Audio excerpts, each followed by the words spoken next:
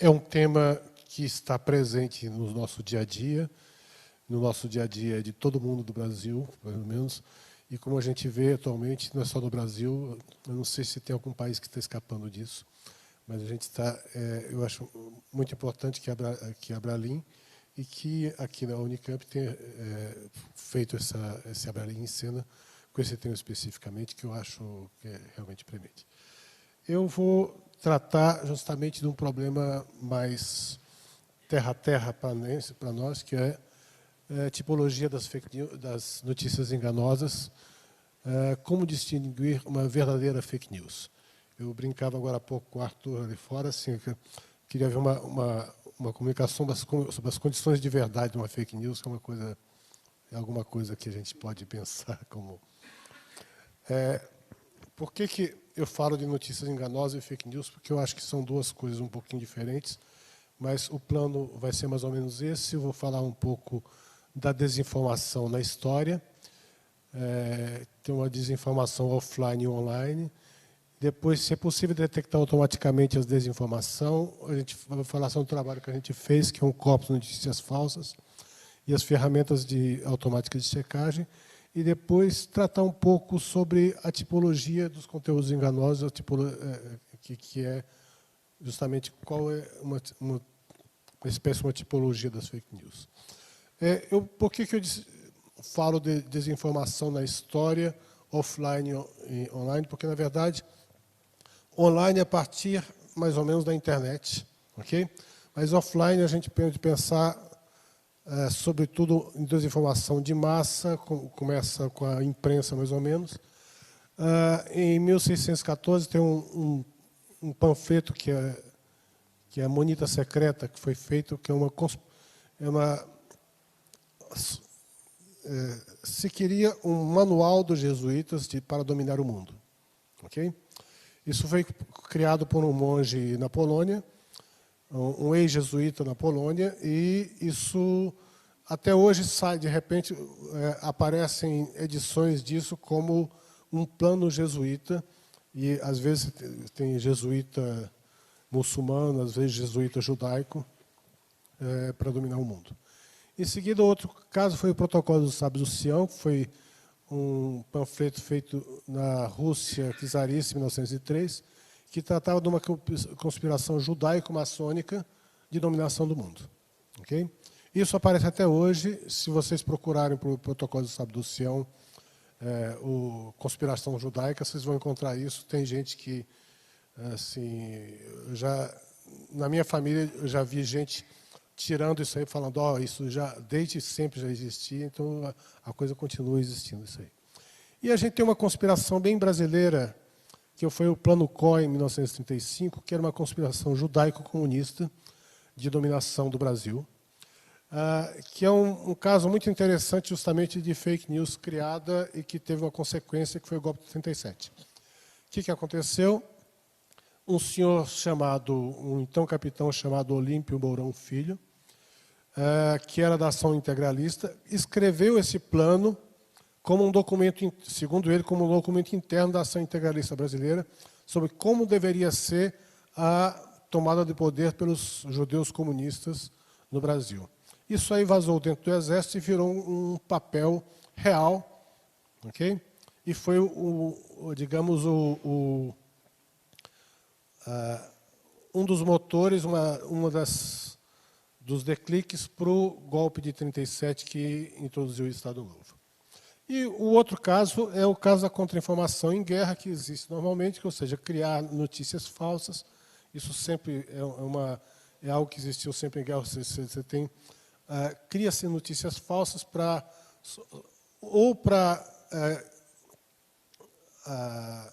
tirar o ânimo do inimigo ou para criar ânimo nas próprias tropas. Então, você tem vários tipos de contra-informação, que isso aí é algo relativamente bem documentado.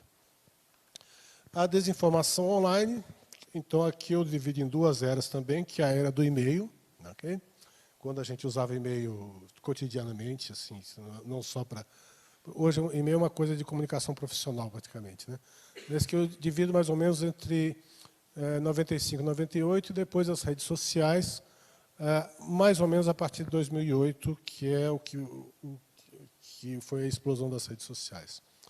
Então, na época do e-mail, tinha o golpe do milionário africano. Acho que todos vocês já receberam isso, né? Todos vocês já foram premiados pela Microsoft também, que tinha $1 milhão para receber, mas bastava você dar seus dados, etc. E tem um outro caso nosso também, que é a entrevista com o Marcola, que é uma conspiração do PCC para dominar o Brasil, e que foi, na verdade, um texto que o Arnaldo Jabor escreveu e que tiraram ele de título e que lá virou como entrevista real do Marcola. Isso eu recebi ano passado também, ok? Pouco antes da eleição, eu recebi alguma coisa desse tipo. Então, vocês veem que é alguma coisa que, assim, que era criado, né? Nessa época, começaram os primeiros sítios de desmistificação. O caso mais clássico existe até hoje, o E-Farsas. E, realmente, é um jornalista que ele trabalhou bastante e trabalha até hoje, pegando notícias e tentando falar, olha, checando passo por passo dela. Então, essas coisas, o que existia, o que não existia, que eram coisas assim, aspartame causa câncer no cérebro, e aí tinha o doutor fulano e tal, e eles acabavam mostrando que não existia nem aquela pessoa, não existia aquele estudo, etc. Desde 2008, aí o que a gente fala por causa das redes sociais, a polarização política, e outra como conspirações setorizadas, do tipo vacinas matam, aquecimento global, essas coisas que a Ivana se referiu agora há pouco. E a generalização das fake news, que eu coloco mais ou menos 2016, é algo que o Raja falou, justamente porque quem criou o termo fake news e popularizou foi Donald Trump, e particularmente durante a posse, quando tinha uma coisa assim, teve uma foto da posse mostrando que tinha menos gente do que na posse do Obama. E ele gritou fake news, e a partir disso aí houve uma disseminação, e estamos aqui discutindo fake news hoje. Okay? Esses aqui, hoje a gente já tem vários serviços de checagem, eu estou tratando só do português, né? Então, você tem os fatos, boatos.org, a Globo criou a Folha com o Piauí, tem a agência Lupa, e tem esse projeto Comprova, que é um projeto de vários veículos de comunicação. O problema disso aqui é que cada um deles tem que tratar cada notícia, ou seja, pega cada notícia e fala, você tem que falar, não, ó, essa partezinha essa é verdadeira, essa aqui é mais ou menos, essa aqui é exagerada. Aquilo que a Ivana colocou muito bem é o seguinte, existe uma escala.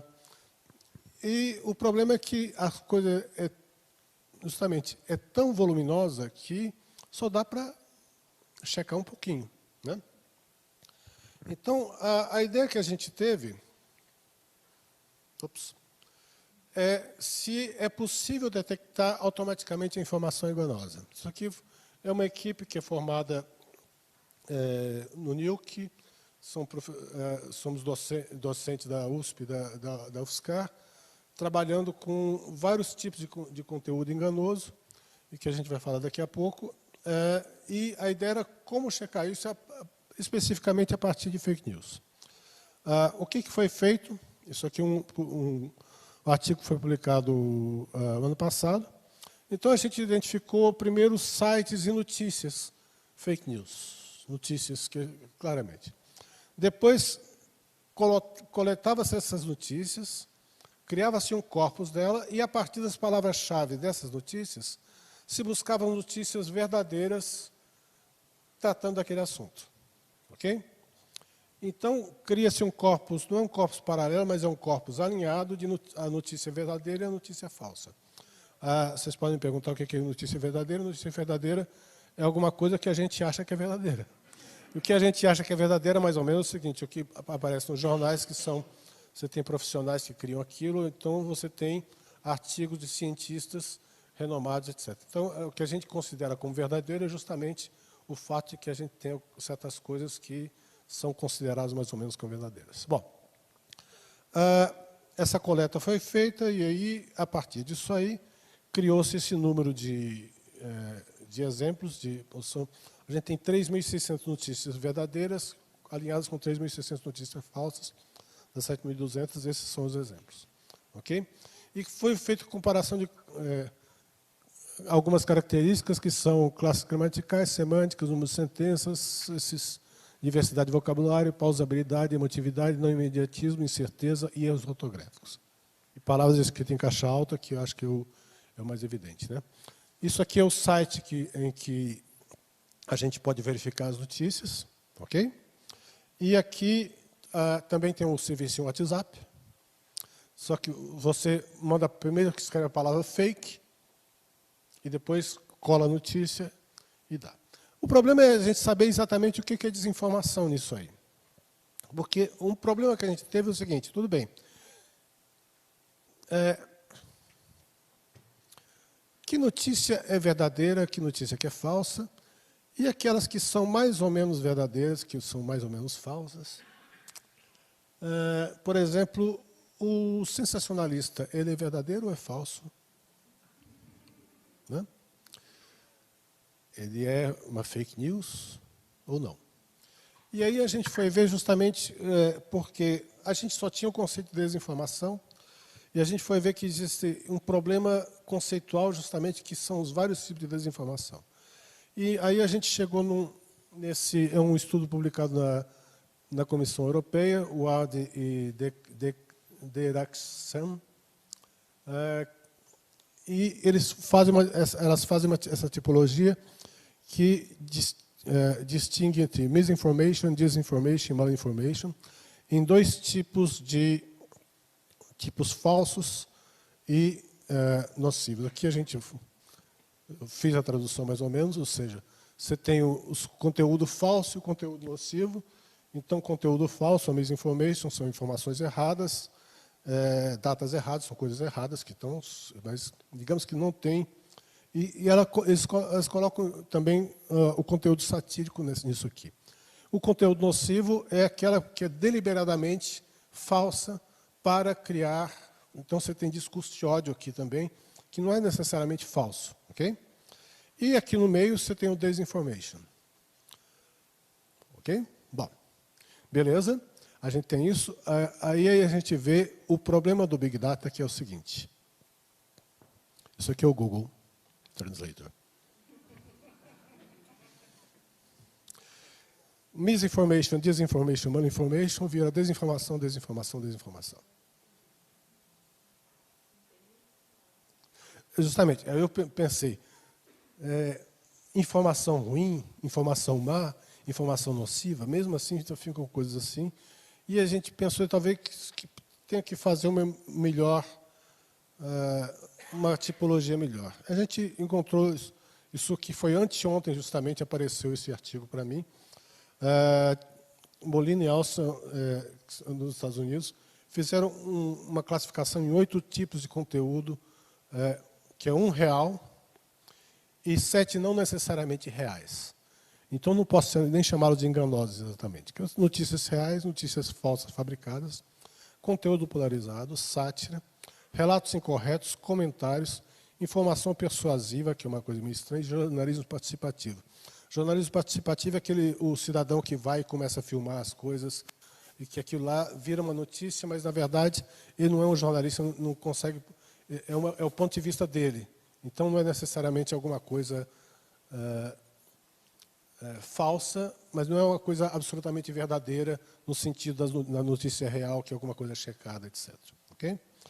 Ora, a gente está aqui, então, que a gente viu, aqui, no trabalho que a gente está fazendo, a gente está trabalhando especificamente com 2 coisas, que são as notícias falsas fabricadas e a sátira, que justamente tem uma aluna que está trabalhando com o conteúdo sensacionalista, ver se tem algumas características que a gente pode ver que são diferentes na sátira e nas notícias fabricadas e nas notícias reais. Okay?